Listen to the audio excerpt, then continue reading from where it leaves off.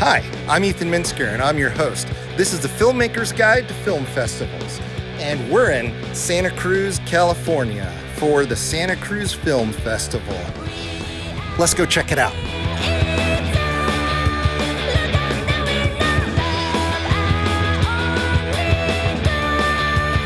Logan Walker, and I'm the Director of Programming at the Santa Cruz Film Festival. Our purpose is to provide a platform for independent filmmakers to show their work, help them find an audience, bring films to Santa Cruz and representations to Santa Cruz that are important to the community but are maybe not being shown in mainstream theaters. James Duesenberg, I'm the Technical Director for the Santa Cruz Film Festival. This festival has been going for 17 years. The Santa Cruz Film Festival has always been appreciating the arts, both music, performance, painting, and the film arts. And there's always been a local encouragement. We have a lot of filmmakers in the Bay Area and the Central Coast. Platform for film lovers to get together. So at the Tannery, there's the Colligan Theater where you screened, and also Tannery World Dance and Cultural Center. On Sunday, we screened at DNA's Comedy Lab and Experimental Theater,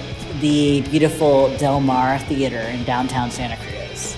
Santa Cruz is open arm community, very artsy. Close to the ocean, we take things easy, not as stressful. Little cove in that it's surrounded by redwood trees and then by the ocean on the other side. It kind of has its own vibe. The 60s has been a bastion of liberal politics and radical politics also. I've been touring my new film, Man in Camo, and it just won Best Experimental Documentary here at the Santa Cruz Film Festival. Because this film is a self-portrait documentary, I felt it was my responsibility to be there for each and every screening, especially when the film festival was responsive, just like the Santa Cruz Film Festival was.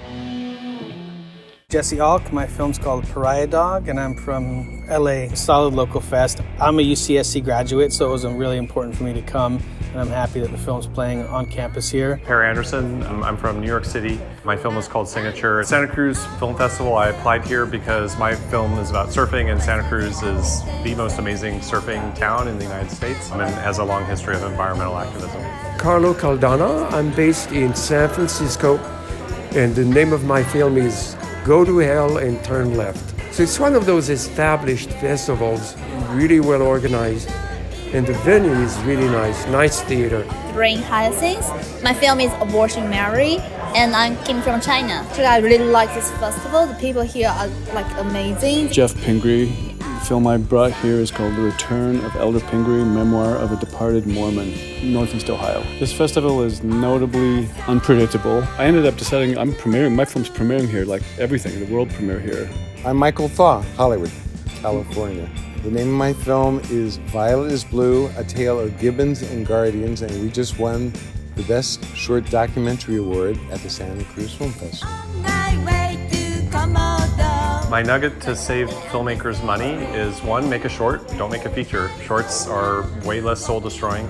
In terms of the economics of festivals, I mean, it's rough. For me to save money, the advice I would give to someone is number one, sit down with a calendar and say, what festivals do I want to get into? What dates do they happen? Because the horrible, ugly thing that happened to me, my time strategy got out of sync. So suddenly I was deciding whether to say no to some really cool small festivals in hopes that I would get a bigger one that required me to give them my premiere. You can contact the film festival. They usually have a deal with local hotels. Don't be afraid to ask for nights in a hotel or extra nights. There are over 8,000 festivals, and I would avoid festivals in their first year.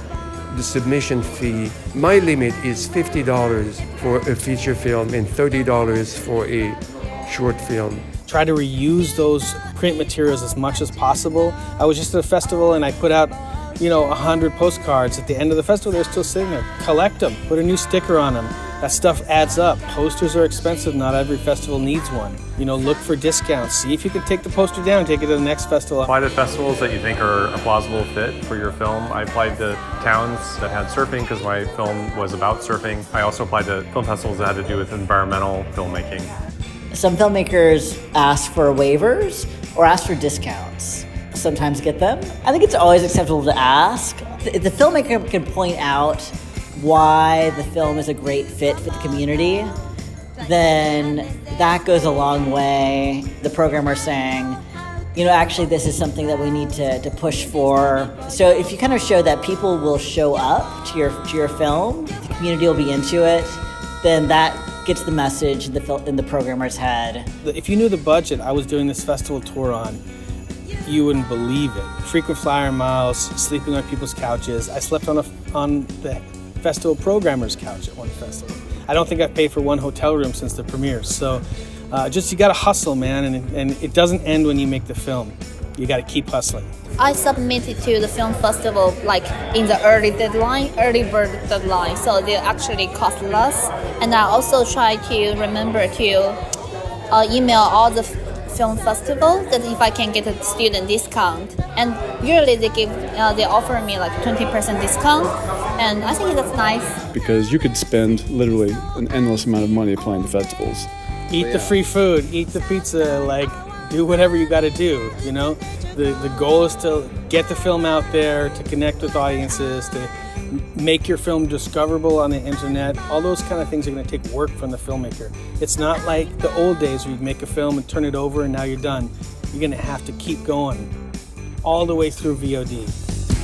At the end of a film festival, you're going to ask yourself, was this a worthwhile experience?